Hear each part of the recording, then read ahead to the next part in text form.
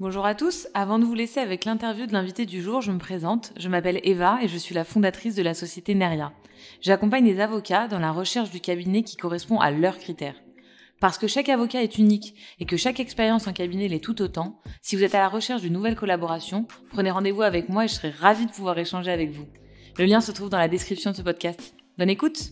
Bienvenue dans ce nouveau podcast Advocat. Podcast destiné à vous faire découvrir la vraie vie des avocats. Quel est leur parcours, quelles sont leurs activités, mais surtout, quel est leur business. Anomia, c'est un cabinet de conseil en stratégie exclusivement dédié aux cabinets d'avocats. Notre objectif est assez simple, c'est de permettre aux avocats d'atteindre leurs ambitions en utilisant des méthodes de l'entreprise appliquées à la spécificité des cabinets d'avocats. Et concrètement, notre activité consiste à transférer aux avocats les compétences nécessaires pour développer leur activité et leur permettre de réussir sur leur marché. Aujourd'hui, nous accueillons Jérôme Maigret, avocat au Conseil d'État et à la Cour de cassation, qui n'a pas toujours envisagé cette voie. D'un intérêt né à la fac, à travers le concours de plaidoirie LICIAS, jusqu'à la contemplation d'une carrière universitaire, Jérôme a finalement embrassé avec passion la robe d'avocat. Son parcours, de collaborateur à associé, reflète non seulement son amour pour le droit, mais aussi une vision très claire de ce qu'il voulait en décidant de s'associer dans son premier cabinet au conseil. Nous espérons que ce podcast vous plaira et si c'est le cas, n'hésitez pas à le partager, le diffuser, en parler autour de vous. Je vous souhaite une bonne écoute et une bonne découverte de la conversation entre Valentin Tonti-Bernard et Jérôme Maigret. Eh bien écoutez, bonjour maître Jérôme Maigret, je suis ravi de pouvoir vous recevoir aujourd'hui parce qu'on s'est loupé à plusieurs reprises. Je crois que le score est à mon humble niveau en ma défaveur parce que je crois que j'ai reporté 2 fois et vous simplement une. Je pense pas avoir un agenda pourtant qui est aussi chargé que celui d'un prestigieux avocat au conseil. En tout cas, désolé et bonjour Jérôme Maigret. Bonjour Valentin, merci.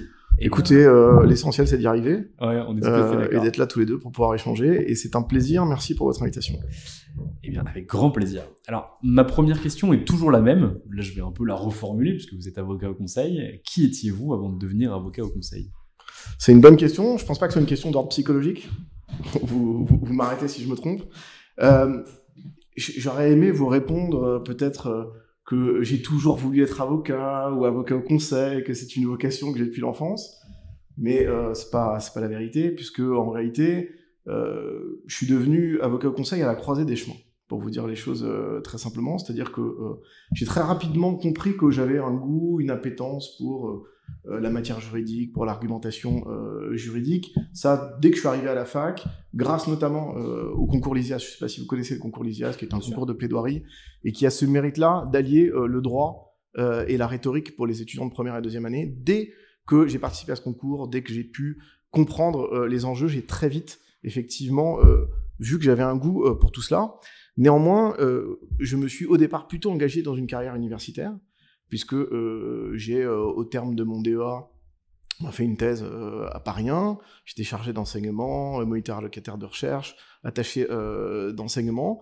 C'est une période qui m'a passionné, j'ai adoré l'enseignement et c'est toujours quelque chose pour lequel j'ai énormément de goût, mais il me manquait quelque chose. C'est-à-dire qu'il me manquait ce rapport, je dirais, à la vraie vie, au concret. Et je me suis tourné vers la profession d'avocat. À la fin de ma thèse, j'ai commencé à exercer plutôt dans des petites structures parce que j'avais vraiment envie d'être en prise avec la réalité des choses. C'était quelque chose qui est très important pour moi. J'ai énormément aimé ces premières années d'avocat, mais il me manquait quelque chose. C'était la matière juridique. Je ne faisais pas assez de droit. J'en faisais naturellement, comme tous nos confrères à la cour, mais je n'en faisais pas assez. Et c'est comme ça que, à la croisée des chemins, mon goût pour le contentieux, pour la rhétorique et mon goût pour le droit m'ont amené un peu par hasard dans un cabinet d'avocats au conseil, qui à l'époque s'appelait le cabinet Boré Salles de Bruneton, et qui aujourd'hui s'appelle le cabinet Boré Salles de Bruneton et Maigret. Je n'ai donc connu qu'un seul cabinet d'avocats au conseil, celui dans lequel je suis aujourd'hui associé. Alors, comment ça se passe concrètement ? Comment on passe d'un cabinet d'avocats classique, on va dire, un petit cabinet d'avocats à Paris, à finalement un cabinet au conseil ? C'est quoi la rencontre qui vous fait changer ? Très objectivement, ça se passe de façon tout à fait classique, c'est-à-dire qu'à partir du moment où l'on décide de vouloir intégrer un cabinet, on envoie ses CV au cabinet d'avocats au conseil, on est reçu par un certain nombre d'entre eux qui sont en train de recruter, et les choses se font tout à fait naturellement. J'avais par ailleurs un profil qui était plutôt compatible avec l'exercice de la profession d'avocat au conseil, puisque j'avais fait une thèse que j'avais soutenue, j'avais déjà publié un certain nombre d'articles, donc ça a évidemment favorisé mon arrivée au sein d'un cabinet. Très clair. Quand vous arrivez au sein du cabinet, je crois savoir qu'il faut passer une formation complémentaire. Est-ce qu'il faut le faire également lorsque vous avez soutenu une thèse ou pas ? Alors oui, il faut suivre cette formation et passer l'examen même lorsque vous êtes docteur en droit. Il n'y a pas de passerelle. Et ça paraît, sur le fond, en tout cas moi, ça me paraît assez logique. C'est une chose que d'avoir développé des compétences dans une matière technique spécifique, ce qui était mon cas, parce que j'avais fait une thèse sur un sujet qui était quand même relativement ciblé et relativement spécialisé. C'en est une autre de devenir avocat au conseil, puisque là, au contraire, on est plutôt dans une perspective de décloisonnement, c'est-à-dire de pluridisciplinarité qui nécessite d'être formé sur la technique de cassation, qui nécessite d'aller s'intéresser à d'autres matières. Et donc oui, même les docteurs en droit doivent effectivement suivre cette formation qui dure 3 ans, et qui ensuite vous permet de passer le certificat d'aptitude à la profession d'avocat au conseil et de vous associer dans un cabinet. Très clair. Quand vous arrivez dans cette profession d'avocat au conseil et que vous n'êtes pas encore avocat au conseil, parce qu'au départ, vous n'avez pas réalisé cette formation, qu'est-ce que vous découvrez comme métier ? Est-ce que c'est à ça que vous vous attendiez ou est-ce que c'est différent de vos attentes ? C'est assez différent de mes attentes. C'est-à-dire que j'ai été en réalité agréablement surpris. Je pensais que ce métier était un métier de rat de bibliothèque où en réalité la seule chose que l'on faisait c'était rédiger des branches et des mémoires. Et très vite, j'ai perçu que c'était au contraire l'ouverture, c'était le champ des possibles. C'est-à-dire que déjà, comme je vous le disais, je sortais d'une thèse dans une matière assez spécialisée et je me suis ouvert. C'est-à-dire que au cours de ma collaboration, je me suis ouvert à énormément de matières, à énormément de choses, et c'est ça qui d'emblée m'a séduit aussi dans cet exercice professionnel. C'est-à-dire que dans le monde de l'ultra-spécialisation, je crois que vous connaissez bien les avocats, on est quand même dans un monde où on considère au contraire que le bon technicien, c'est celui qui est très spécialisé. C'est vrai en partie, mais je pense que ça ne l'est pas totalement. Je pense qu'au contraire, quand on intervient devant les juridictions supérieures, dans la juridiction suprême, il faut prendre du champ. La plus-value, elle est là aussi. Il faut être bon technicien naturellement, mais il faut prendre du champ pour construire, pour élaborer et pour essayer d'œuvrer, parce que c'est en tout cas le rôle que je considère être le mien au quotidien, c'est d'essayer d'aider à la construction du droit et de la jurisprudence à travers les mémoires et les pourvois qu'on soutient devant le Conseil d'État, la Cour de cassation. Moi, je suis totalement aligné avec vos propos et moi, je soutiens que l'ultra-spécialisation, c'est une bonne chose, mais pas à destination de l'avocat, beaucoup plus à destination du client. Pour montrer à son client qu'en réalité, malgré le panel des avocats qui peuvent exister, par exemple en droit social, en réalité, vous avez un avantage concurrentiel par rapport à eux, parce qu'en plus de faire du droit social comme tous les autres, vous vous spécialisez sur un secteur d'activité, que sont les entreprises du secteur industriel et plus particulièrement de la chaudronnerie, qui sont entre 50 et 500 salariés. Et donc, à destination du client, vous avez un avantage concurrentiel. Mais là où je vous rejoins à 300%, c'est que moi, les avocats les plus brillants que j'ai pu rencontrer, les plus forts en termes de raisonnement, on va mettre ça entre parenthèses, que je suis pas un juriste approfondi ou aguerri, ce sont les avocats qui ont aujourd'hui 70 ans et qui ont travaillé toute leur carrière sur 5, 6, 7 ou 8 matières, ce qui n'est plus possible aujourd'hui. Et je trouve ça super intéressant que vous, les avocats au conseil, vous permettiez justement cet élargissement, parce que dans tous les grands cabinets à Paris, on n'a pas le droit. Dès la première année, on doit spécialiser en corpo, en M&A, en taxes, en droit social, etc. Et c'est très difficile de passer d'une matière à l'autre. Moi, si vous voulez, ce que je constate, c'est que précisément l'approche pluridisciplinaire, elle permet aussi de révéler des choses qui sont un peu insoupçonnées. C'est-à-dire qu'aujourd'hui, il est de bon ton d'expliquer que le droit est devenu complexe, incompréhensible, avec des surcouches de normes, ce qui pour partie est exact, mais en même temps, quand on prend un peu de champ sur les matières, c'est-à-dire quand on vient faire des comparaisons entre le droit social et le droit de la fonction publique, entre le droit de la régulation économique et des régulations qui ne le sont pas, entre tout simplement le droit privé et le droit public, on s'aperçoit tout de même, quand on prend du champ, que le droit a sa cohérence, il a sa colonne vertébrale.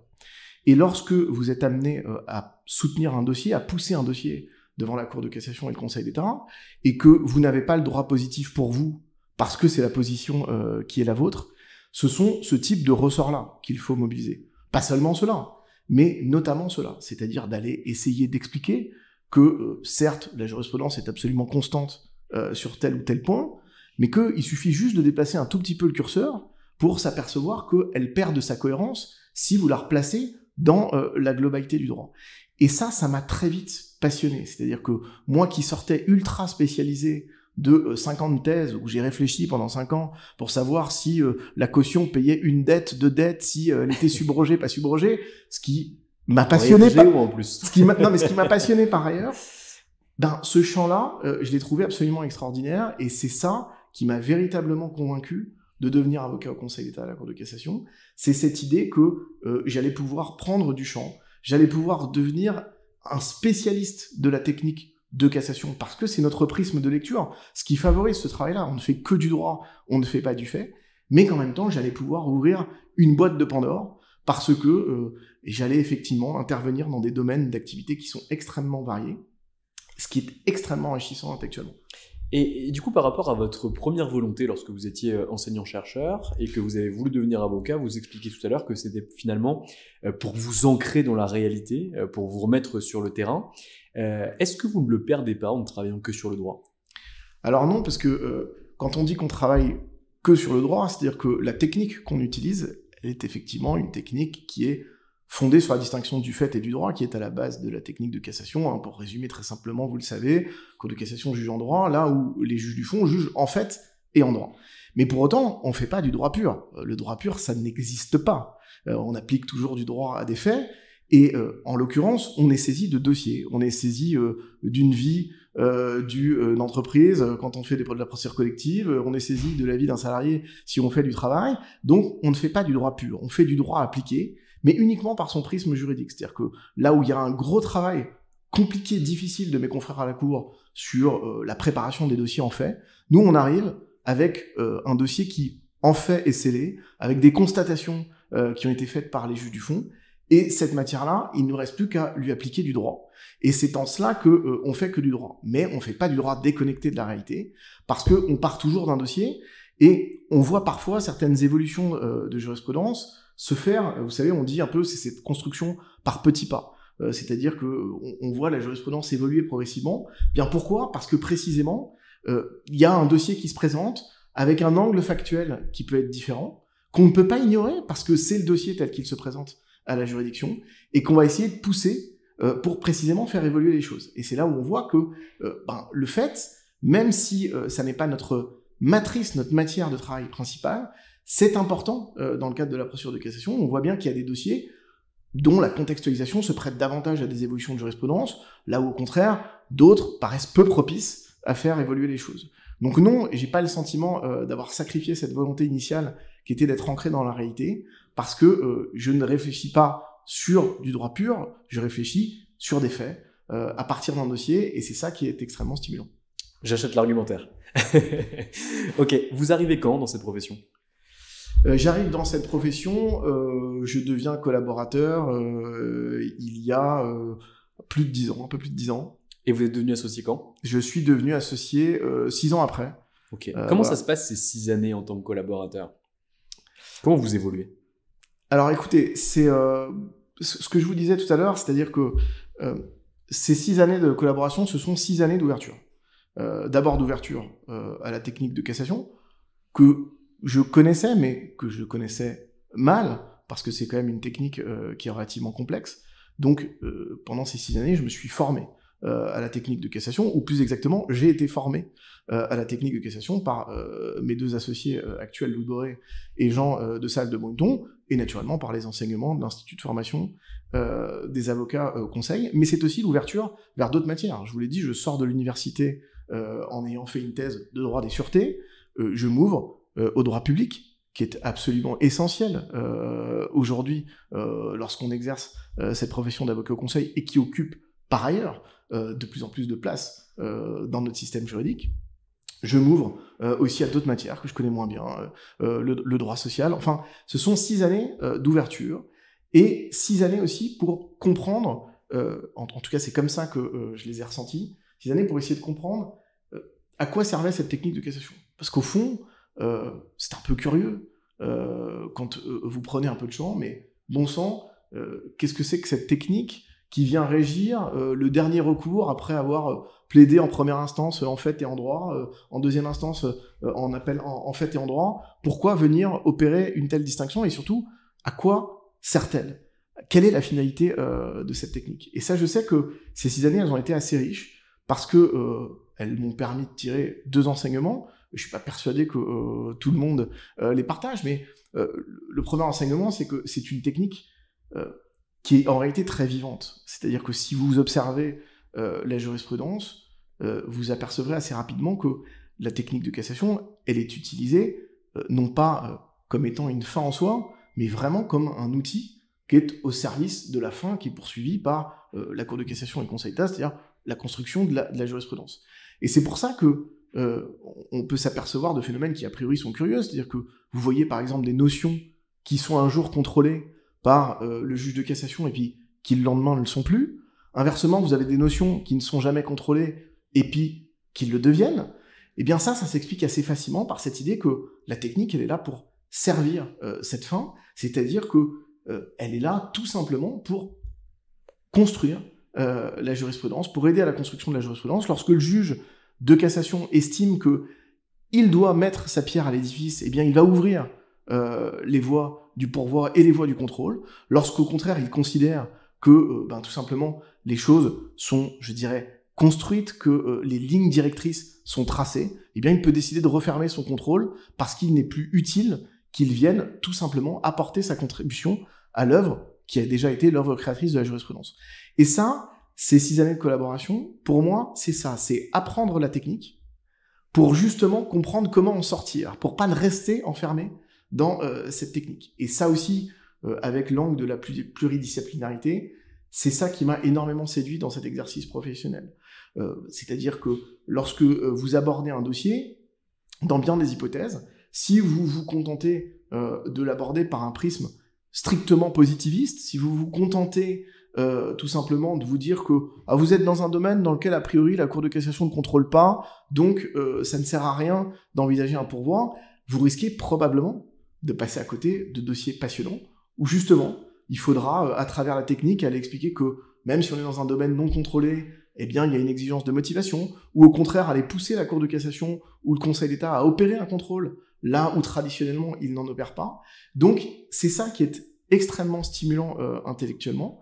Vous avez le fond du dossier, la matière, le droit, pour lesquels vous avez plus ou moins d'appétence en fonction des dossiers, et puis vous avez la technique qui devient elle-même un outil formidable de création pour essayer tout simplement de défendre les intérêts de votre client, parce que c'est quand même mon exercice professionnel, c'est d'être avocat avant tout, alors avocat au Conseil d'État et à la Cour de cassation, mais avocat défendre en l'occurrence l'intérêt des clients. Très clair. Dans les cabinets d'avocats, je ne vais pas dire classique, parce que c'est dans les cabinets d'avocats d'affaires, donc les avocats à la cour et pas à la cour de casse. Pour devenir associé, ce qui est important, c'est de générer du chiffre d'affaires. C'est de pouvoir apporter, selon le type de cabinet, 1,5 million dans les cabinets les plus prestigieux, voire un peu plus. Dans les autres cabinets, réussir à sortir au moins 300 000 ou 400 000. C'est l'élément essentiel. Si vous en arrivez au moment de l'association, qu'est-ce qui est le plus important dans un cabinet d'avocats au conseil, et comment est-ce que vous êtes devenu avocat associé au sein de ce cabinet? Alors, effectivement, là où vous avez parfaitement raison, c'est que la problématique de chiffre d'affaires, en tout cas de faculté à générer du chiffre d'affaires, est une problématique qui n'est pas au cœur d'une association d'avocats au conseil, en tout cas qui n'a pas, je crois, été au cœur de la mienne. Comme je vous l'ai dit, je suis peut-être le plus mal placé pour vous parler de ces questions, puisque je n'ai connu qu'un seul cabinet d'avocats au conseil. Je crois, en tout cas, que le plus important, ça va peut-être vous paraître d'une légèreté insoutenable, je crois que le plus important, c'est le goût. Voilà, c'est le goût pour le droit, le goût pour la technique, l'appétence pour ce métier qui est un métier absolument passionnant, mais extrêmement exigeant. C'est-à-dire que aborder un dossier en cassation, ça nécessite d'avoir une aptitude à pouvoir synthétiser les choses très rapidement, à pouvoir mettre l'accent sur les difficultés aussi rapidement, et ensuite de construire. Parce que nous sommes, en quelque sorte, un peu, en tout cas c'est comme ça que je conçois les choses, des bâtisseurs, et comme je vous le disais tout à l'heure, si on se borne à avoir une approche strictement positiviste, on ne construit rien, on ne fait pas évoluer la jurisprudence, on ne pousse pas nos juridictions suprêmes dans leur retranchement, ce qui est, je crois, fondamentalement le rôle d'un avocat. Donc, ce qui est essentiel, c'est ça. C'est, bien entendu, de développer des compétences techniques. Il n'y a pas de sujet. Vous ne pouvez pas être un bon avocat au conseil comme vous ne pouvez pas être un bon avocat à la cour si vous êtes un mauvais technicien. Mais il faut avoir le goût de cela. Et alors après, je crois qu'une association, c'est aussi une affaire de personnes, surtout quand on est 3. Nous, en l'occurrence, nous avons, je dirais, une entente qui est vraiment de grande qualité. Tous les 3 très différents, mais je pense très, très complémentaires. J'ai évidemment énormément de respect et d'admiration pour mes 2 associés qui m'ont formé, mais au-delà de ça, humainement, tout simplement, le courant passe, on travaille quotidiennement ensemble, et quand vous vous engagez sur des décennies, ce qui a priori est notre perspective, en tout cas on en a déjà presque consommé une, et bien tout simplement, c'est aussi des considérations qui sont très importantes. Donc je suis devenu associé naturellement, pour répondre à votre question, c'est-à-dire que j'ai été diplômé au mois de décembre, et au mois de janvier, mes associés me faisaient une proposition pour justement bâtir ce cabinet ensemble. Je n'ai pas hésité une seule seconde à l'accepter, et j'en suis très heureux. Très clair. Pour les auditeurs qui le sauraient peut-être pas, et j'espère ne pas raconter de bêtises, contrairement aux avocats à la cour, pour pouvoir devenir avocat au conseil, il faut s'installer dans un cabinet d'avocats existant, racheter une partie de la charge, si je raconte pas de bêtises, et ça peut valoir un peu d'argent, comme c'était le cas par exemple chez les notaires, avant la libéralisation Macron, qui a quand même un petit peu baissé les prix. C'est toujours le cas aujourd'hui, chez les avocats au conseil. Tout à fait. Il y a 2 voies d'accès à la profession post-diplôme du certificat d'aptitude à la profession d'avocat au conseil. La première, c'est celle que vous venez de décrire, qui a été la mienne, c'est-à-dire que vous rachetez les parts d'un cabinet qui est existant. Et puis, la seconde voie, c'est celle qui est aussi née de ce que vous avez appelé la libéralisation Macron, c'est-à-dire qu'il y a aujourd'hui des créations de charges qui permettent à des diplômés, tout simplement, de s'installer sans avoir à racheter les parts d'un cabinet existant ou sa totalité. C'est sous format d'un tirage au sort, comme c'est le cas pour les notaires ? C'est pas sous format d'un tirage au sort, c'est sur dossier. Ok, très clair. Et comment la profession a accueilli ça ? Je sais que vous représentez pas la profession, vous n'êtes pas là pour parler de la profession, mais vous, votre vision de tout ça ? Alors effectivement, la profession, il faudra l'interroger. Pour ma part, j'ai accueilli ça sans aucune difficulté. Pour une raison simple, c'est parce que je pense que plus une profession est dynamique, plus tout simplement elle s'enrichit. Et donc, dans cette mesure-là, le fait que des confrères puissent accéder à des charges sans racheter des parts, ça ne me pose aucune difficulté, d'autant que c'est pas du tout le même modèle économique. C'est-à-dire que d'un côté, vous vous installez au sein d'une structure qui a déjà sa clientèle, qui est installée, qui a sa réputation, et de l'autre, vous avez tout à bâtir. Donc, c'est pas le même modèle, c'est pas la même finalité, c'est pas le même exercice professionnel, et donc, ce sont des questions de choix. Moi, je sais que je souhaitais de toute façon favoriser plutôt une association que m'engager seul sur une charge, parce que je crois qu'on est plus fort lorsque l'on est plusieurs. Et par ailleurs, de toute façon, cette question ne s'est pas posée, puisqu'une fois encore, j'ai très vite reçu une proposition d'association du cabinet au sein duquel j'exerçais, et qui m'est naturellement apparue comme étant la voie la plus intéressante. Oui, c'est la simple distinction entre une création d'entreprise et un rachat d'entreprise. Ni plus ni moins. Exactement. Très clair. Les cabinets d'avocats à la cour, désolé, je fais beaucoup de comparaisons parce que je connais beaucoup mieux les avocats à la cour que les avocats au conseil, fonctionnent sous des formats de départements. Vous avez 3 avocats associés qui sont associés au sein d'une structure. Un fait du fiscal, l'autre du droit des sociétés, l'autre du droit social. Ils créent autour d'eux des départements avec des collaborateurs, des paralégales qui sont présents.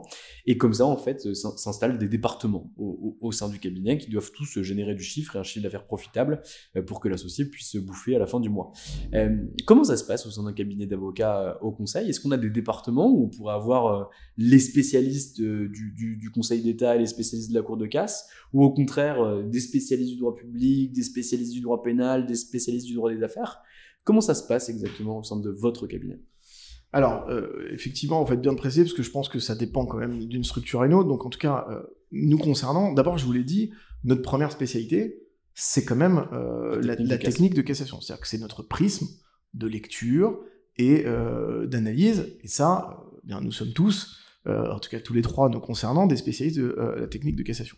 Après, nous, on a fait le choix, tout simplement, non pas de se dispatcher les clients, mais de se dispatcher plutôt des matières qui restent des domaines relativement vastes, parce que précisément, on est un cabinet pluridisciplinaire, c'est-à-dire que on intervient dans tous les domaines. Le cabinet intervient à la fois devant la Cour de cassation et devant le Conseil d'État. Il intervient devant toutes les chambres de la Cour de cassation, en matière civile, en matière commerciale, en matière pénale, en matière sociale. Donc on a un spectre, même je dirais par associé, qui est un spectre assez large, mais nous avons fait ce choix-là, c'est-à-dire ce choix de nous répartir plutôt des matières pour en plus venir, je dirais, développer encore plus de compétences sur le fond. Mais une fois encore, je reste attaché à cette idée, parce que je crois que vous avez compris qu'elle était assez importante, que l'ouverture me paraissait quelque chose d'absolument déterminant, en tout cas dans mon exercice professionnel, et je demeure attaché, même dans les matières dans lesquelles j'interviens peu, je reste attentif, toujours, à la jurisprudence, aux constructions jurisprudentielles nouvelles, parce qu'elles sont tout simplement source d'inspiration. C'est-à-dire que même dans des domaines qui ne sont pas les miens, eh bien, je vais essayer de me nourrir d'un certain nombre de constructions doctrinales et jurisprudentielles, parce que ça peut me permettre, une fois encore, d'aller développer une argumentation dans un dossier. Très clair.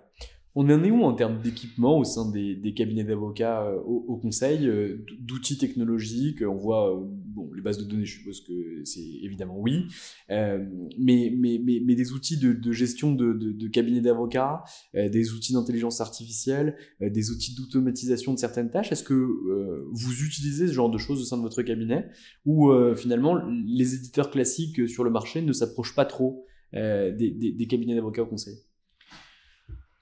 C'est une question, je crois, essentielle que vous posez. En tout cas, je pense que la place des nouvelles technologies, je dirais, d'une manière générale, la place que vont occuper ces nouvelles technologies dans le droit est une question absolument centrale. Aujourd'hui, ce que je constate, en tout cas moi, dans mon cabinet, c'est que il y a finalement sur le marché très peu d'outils que je dirais exploitables au quotidien d'intelligence artificielle. C'est-à-dire que, vous l'avez évoqué, il y a bien entendu des moteurs de recherche qui sont de plus en plus performants. Il y a bien entendu, je dirais, dans tout ce qui relève du workflow d'un cabinet, des automatisations qui peuvent se mettre en place. Mais le sentiment qui est le mien, c'est qu'aujourd'hui, il n'existe pas encore sur le marché des outils qui véritablement sont efficients.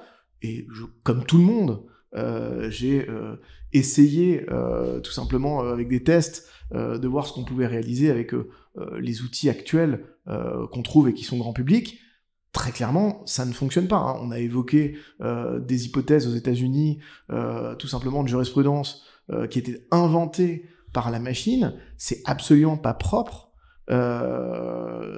au système anglo-saxon. On trouve exactement la même chose. Si vous faites des tests avec certains outils, vous verrez bien qu'il y a des solutions jurisprudentielles qui n'existent pas et qui pourtant sont présentées comme de droit positif. Pour autant, mon sentiment, c'est que ça ne veut pas du tout dire qu'il faut se désintéresser de tout cela, bien au contraire.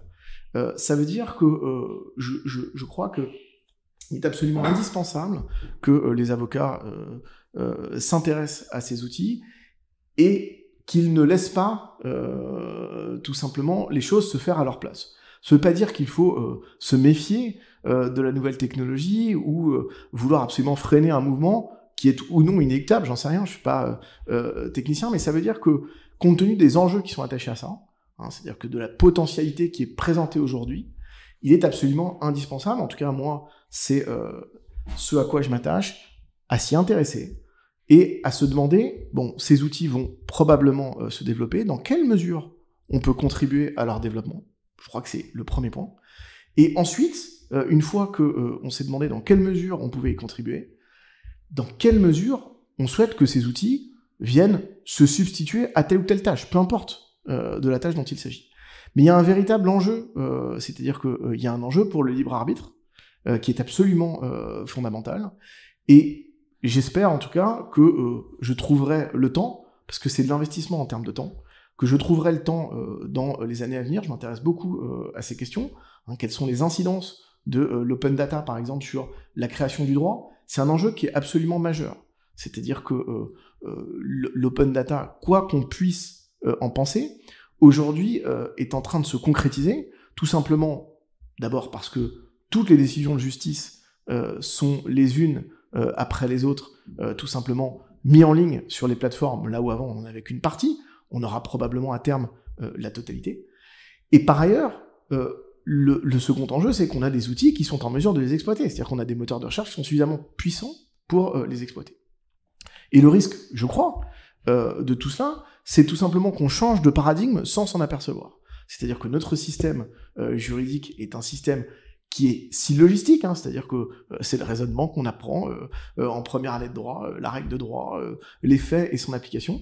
Et plus on va mettre à la disposition des précédents jurisprudentiels, plus la tentation sera grande pour les uns et les autres de substituer au raisonnement le précédent. Il ne s'agit pas de se demander si c'est bien, pas bien, si il faut le faire ou non.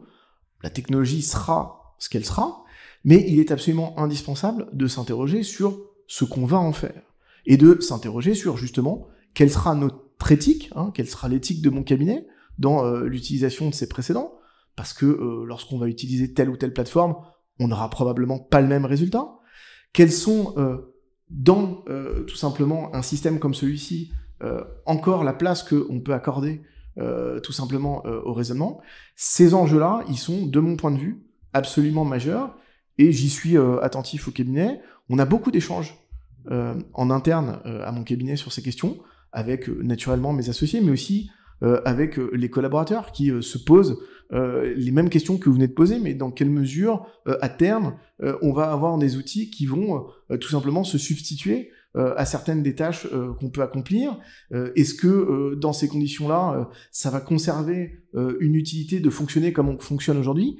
Tout ça sont des questions qui, aujourd'hui, sont sur la table.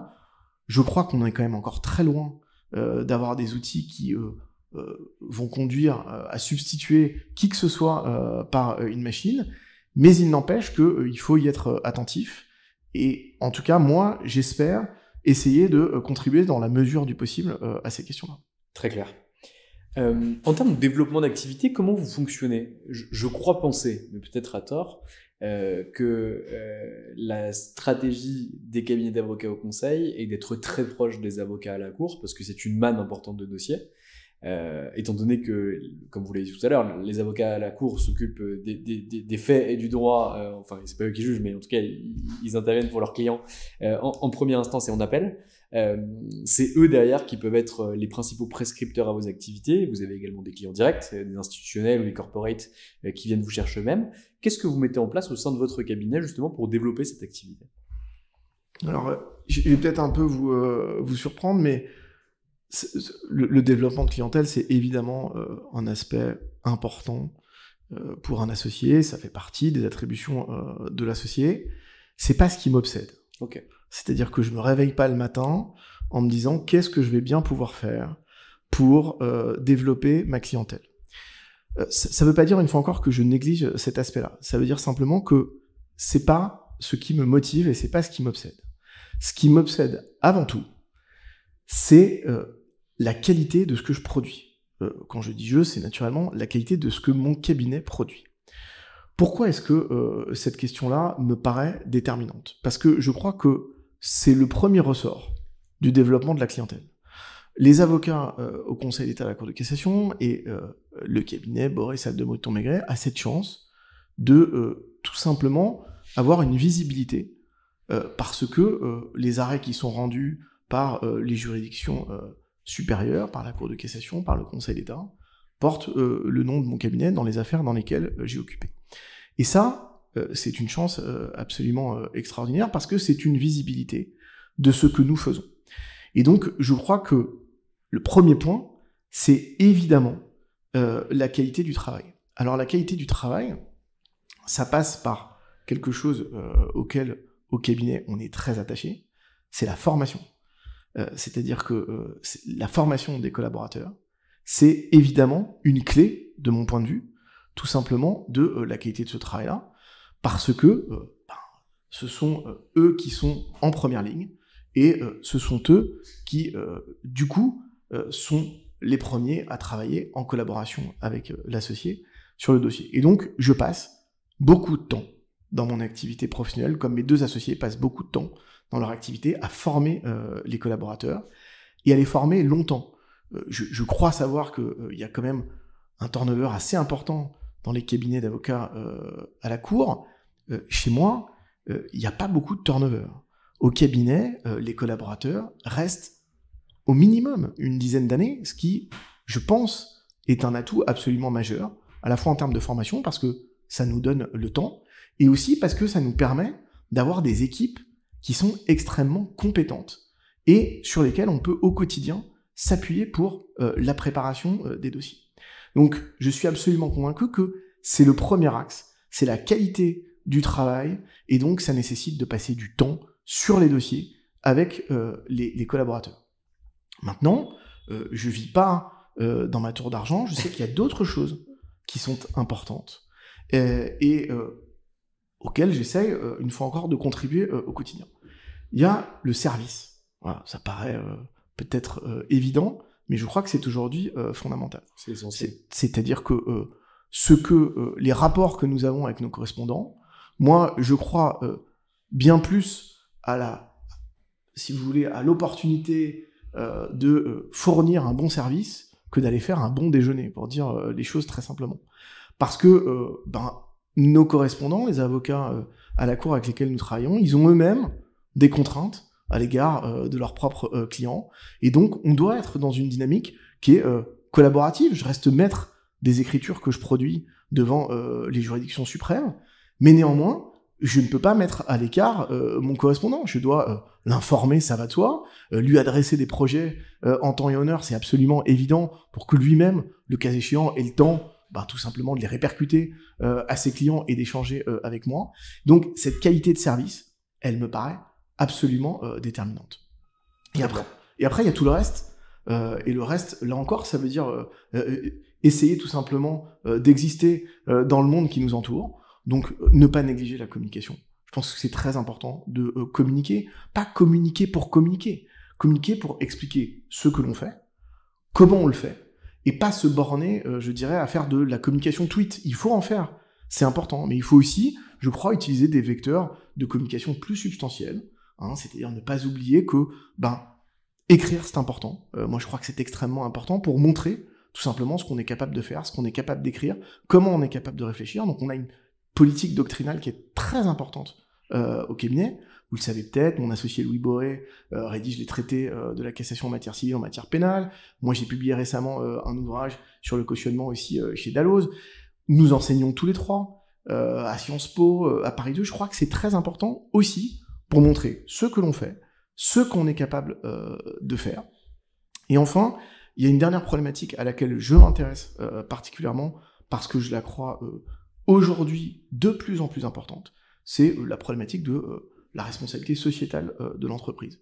Je fais partie de ceux qui pensent que on ne peut pas tout attendre de l'État, et que donc, à notre échelle, on doit précisément œuvrer pour tout simplement des questions qui sont fondamentales, la qualité de vie de nos collaborateurs. C'est quelque chose à laquelle je suis très attaché. Mais il y a aussi le reste. On a des réflexions à mener sur quelle est notre empreinte carbone. Alors, évidemment que c'est pas le cabinet Boris Saville-Brunton qui va réduire l'empreinte carbone de la planète. Mais enfin, si chacun d'entre nous met son caillou à l'édifice, on sera toujours dans une situation qui sera meilleure que si on ne le fait pas. Et je crois que ces problématiques-là de RSE, elles deviennent aussi de plus en plus importantes pour nos clients et nos correspondants. Donc indirectement, très concrètement, ça participe du développement de l'entreprise.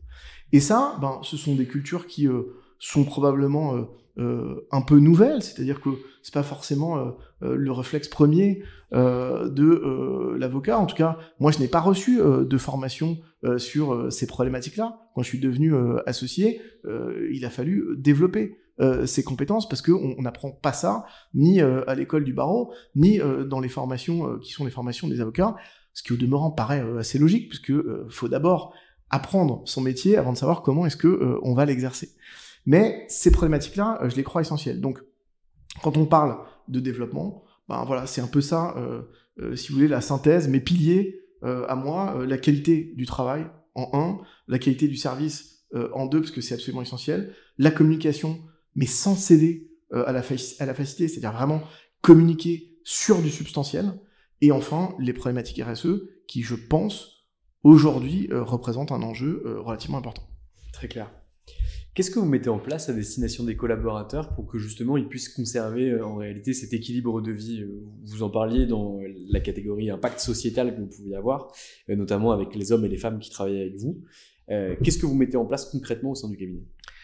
Alors, on a mis en place beaucoup de choses ces dernières années, parce que je crois que le rapport au travail a changé, que les perspectives des jeunes collaborateurs il y a 10 ans ne sont pas les perspectives des collaborateurs aujourd'hui. En tout cas, il y a des problématiques nouvelles qui sont apparues.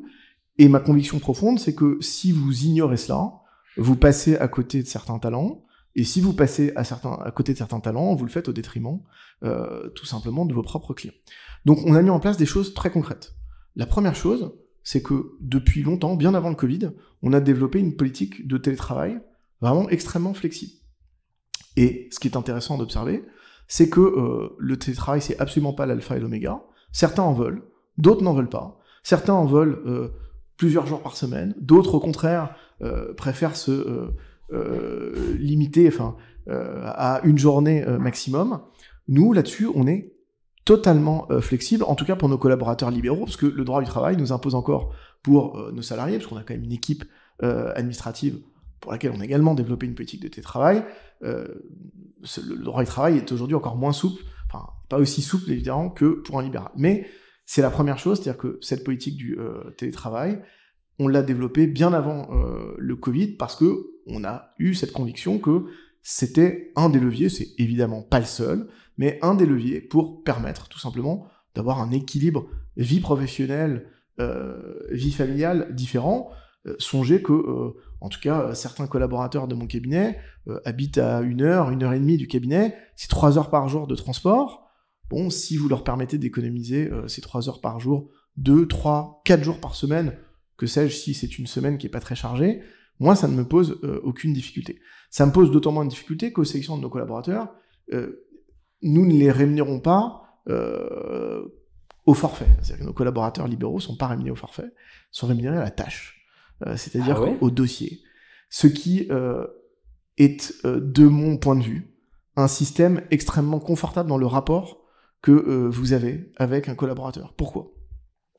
Tout simplement parce que, si vous voulez, ça libère complètement de toute contrainte hiérarchique. C'est-à-dire qu'il y a évidemment un minimum de rémunération qui est garanti, ça va de soi, et ça nous est logiquement imposé par nos barreaux respectifs, le barreau de Paris et l'Ordre des avocats conseils, mais ce niveau minimum, c'est pas du tout la manière dont nous fonctionnons. Les collaborateurs sont payés à la tâche en fonction, bien entendu, d'une grille qui correspond à leur ancienneté, leurs compétences, la difficulté du dossier, mais ça simplifie la vie. C'est-à-dire que d'abord, celui qui a envie tout simplement de travailler davantage pour gagner plus, il est libre de le faire. Celui qui, dans une période de vie, au contraire, a besoin de lever le pied pour des raisons qui lui sont personnelles, eh bien ça ne pose pas de difficulté. Et ça, je pense qu'en termes de qualité de vie du collaborateur, c'est quand même quelque chose d'extrêmement précieux. C'est pas du tout inédit, hein, je crois savoir que d'autres de mes confrères fonctionnent comme ça. Sur les cabinets d'avocats à la cour, en tout cas, c'est inédit. Moi, j'ai jamais vu ça au sein d'un cabinet d'avocats à la cour. Je pense que c'est beaucoup plus compliqué dans le cadre d'un cabinet d'avocats à la cour, puisque les dossiers sont beaucoup moins monotâches que que les dossiers des avocats conseils. Mais c'est vrai, mais du coup, ça veut dire... Désolé, je rentre là-dessus, parce que c'est quelque chose que je connais pas, et je trouve que c'est assez novateur, et que ça me plaît beaucoup, en tout cas novateur par rapport à mon œil juvénile, par rapport au cabinet d'avocats au conseil. Mais imaginez que dans votre cabinet d'avocats, il y a un dossier qui soit un équivalent de l'AJ, je sais pas si ça existe l'AJ pour les pourvois, mais un équivalent, et un dossier qui soit un dossier à 100 000, ce même dossier serait rémunéré de la même manière. Comment vous fonctionnez pour la difficulté des dossiers ou justement pour le volume?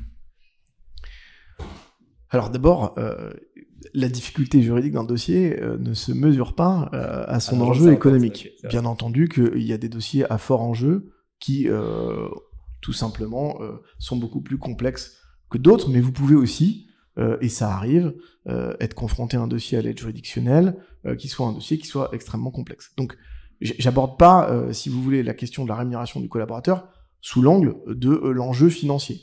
C'est évidemment, ça peut être un des critères, mais c'est loin, de mon point de vue, d'être le seul.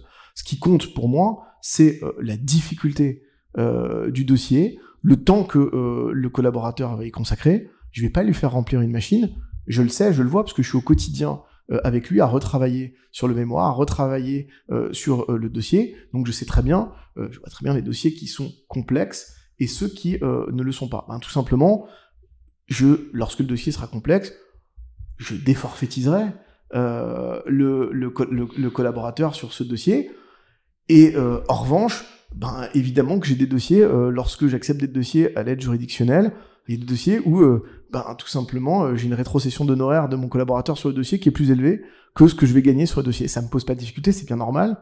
Okay. C'est moi qui porte la charge, c'est mon cabinet qui porte la charge de l'aide juridictionnelle, ça me paraît parfaitement normal.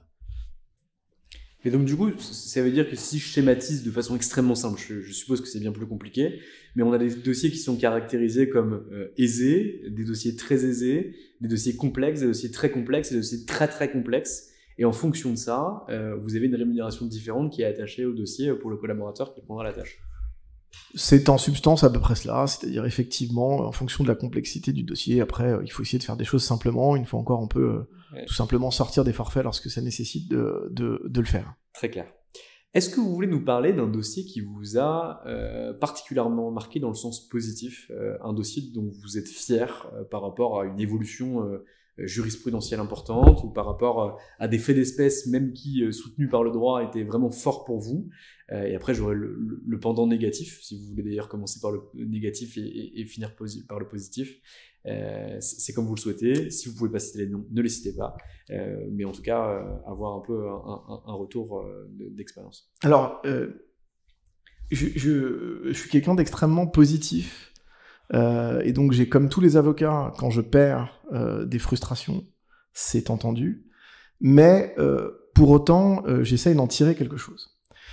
Et paradoxalement, c'est peut-être les dossiers dans lesquels je perds que je retiens le plus. Alors je veux bien vous donner des exemples, il n'y a pas de difficulté, mais souvent les dossiers qui vous marquent sont les dossiers dans lesquels vous avez espéré, en tout cas, un revirement de jurisprudence, c'est-à-dire une évolution du droit, c'est-à-dire indépendamment, je dirais, de l'intérêt de votre client, parce que vous avez le sentiment que vous tenez entre les mains ce dossier qui est susceptible de faire évoluer la jurisprudence, et en réalité, malheureusement, vous ne parvenez pas à convaincre la Cour de cassation ou le Conseil d'État d'évoluer. Le souvenir que je peux évoquer avec vous, c'est justement un dossier dans lequel je ne suis pas parvenu à convaincre la Cour de cassation. Ce qui m'a marqué dans ce dossier, c'est tout simplement que c'était un des tout premiers dossiers que j'ai plaidé devant la Cour de cassation. Vous le savez peut-être, mais on plaide assez peu devant les juridictions suprêmes. On plaide en réalité les affaires de principe, celles dans lesquelles il y a une difficulté particulière. Pour le reste, la procédure, et on peut le comprendre, est une procédure qui est pour l'essentiel écrite. Et l'une de mes toutes premières plaidoiries devant la Cour de cassation était une plaidoirie devant la chambre criminelle sur une question extrêmement intéressante de droit pénal des affaires. Il s'agissait de savoir s'il fallait transposer le mécanisme de la faute détachable du dirigeant social dans l'hypothèse où les juridictions répressives n'étaient saisies que d'une action civile. Question passionnante, parce que, tout simplement, au carrefour des droits, au carrefour de la Convention européenne des droits de l'homme, parce que en creux, c'est la présomption d'innocence qui est en cause sur la qualification de la faute, droit commercial, parce que évidemment, on est en matière de faute détachable des dirigeants sociaux, droit pénal, puisque c'est tout l'enjeu de l'action civile. Et j'étais convaincu de la thèse à soutenir, convaincu de la nécessité qu'il y avait pour le juge répressif, précisément, à retenir la nécessité d'une faute détachable lorsque elle n'était saisie que de l'action civile et que l'action pénale était éteinte. Cette affaire a été renvoyée devant une formation plénière de la chambre criminelle, c'est-à-dire la formation la plus solennelle. Et ce que je retiens le plus, au-delà du fait que je n'ai pas réussi à convaincre, ce que je retiens le plus, c'est la qualité des débats. C'est-à-dire que lorsque vous vous présentez comme ça devant une formation plénière d'une chambre de la Cour de cassation, vous avez une qualité d'écoute absolument incroyable. Vous avez des contradicteurs absolument extraordinaires. J'avais comme avocat général contre la thèse que je soutenais Monsieur Salomon, qui est un grand spécialiste de droit pénal des affaires. J'avais comme confrère Didier Boutors en face de moi, qui est un très très grand spécialiste de ces questions-là. Et donc, bien entendu que vous avez la frustration de l'avocat qui n'a pas réussi à convaincre, mais en creux, vous pouvez aussi avoir le sentiment que vous avez essayé d'amener tout simplement cette question et essayer d'amener cette problématique jusqu'au bout.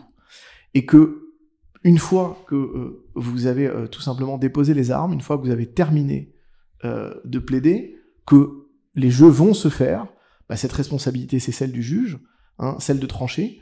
Mais je trouve qu'à une époque où il est encore, une fois, de bon ton de critiquer la justice, voire que sur des questions qui sont quand même relativement techniques, relativement complexes, vous avez comme ça une construction jurisprudentielle qui se fait dans de telles conditions, avec autant de magistrats. Parce qu'une formation plénière de chambre, c'est quand même quelque chose. Avec autant de magistrats, avec autant d'intervenants, je parle pas pour moi bien entendu, mais de qualité, eh bien vous avez quand même le sentiment d'une justice qui a été rendue dans d'excellentes conditions. Ça veut pas dire que c'est le cas tout le temps, ça veut pas dire qu'il faut faire preuve de naïveté, mais ça veut néanmoins dire que on est capable de produire ça dans un système où la Cour de cassation examine à peu près 15 000 pourvois par an, et je trouve que c'est plutôt à mettre au crédit de la justice, et donc voilà une expérience qui m'a particulièrement marqué, parce que elle a été assez fédératrice pour moi, en ce sens que j'ai peut-être précisément à l'occasion de ce dossier compris que il y avait aussi dans tout simplement l'échec, il y avait aussi quand même de la construction jurisprudentielle. Et d'ailleurs, comme je ne suis pas homme à renoncer, j'ai de nouveau porté la même question. Pour l'instant, je ne suis pas encore parvenu, mais je ne doute pas qu'un jour, cette solution finira par l'emporter.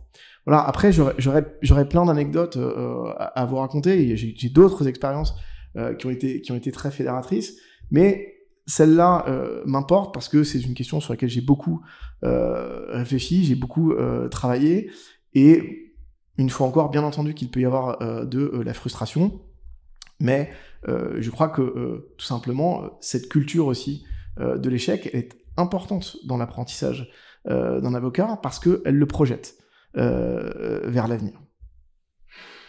Très clair.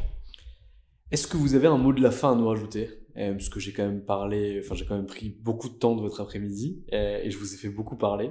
Est-ce que vous avez le mot de la fin, la minute de la fin de maître Jérôme Maigret? Écoutez, si je devais avoir un mot de la fin, c'est l'envie. Voilà, c'est-à-dire que continuer à cultiver l'envie de faire ce métier absolument passionnant que j'ai la chance d'exercer. Une fois encore, je ne suis pas né en me disant que j'allais devenir avocat au conseil, mais je pense que si j'étais passé à côté, je ne serais pas aussi heureux que ce que je suis aujourd'hui. Et je crois pouvoir dire, même si je vous connais assez peu, que vous êtes passionné par ce que vous faites. Je crois que c'est l'une des clés. L'une des clés de la réussite, indépendamment du reste. C'est la passion, l'envie, le goût. Et donc, tout simplement, c'est dans cette perspective-là que je me projette. Continuer, une fois encore, à m'épanouir dans ce que je fais quotidiennement parce que ce métier est passionnant et qu'il offre des perspectives absolument extraordinaires. Géraud, c'est tout ce que je vous souhaite. Je vous remercie pour le temps que vous nous avez accordé aujourd'hui. Je suis convaincu que les auditeurs de ce podcast l'auront beaucoup apprécié par rapport aux regards différents des propos que je peux tenir habituellement et également par rapport à votre métier qui est singulier et assez peu connu du grand public et également des avocats. Merci à vous. Et voilà, le podcast est fini pour aujourd'hui. J'espère que celui-ci vous a plu, mais si vous en êtes arrivé jusque-là, je pense que oui. N'hésitez pas à en parler autour de vous, à le partager, à le diffuser et à nous recommander des avocats que vous aimeriez voir sur ce podcast. Bonne journée et à très vite.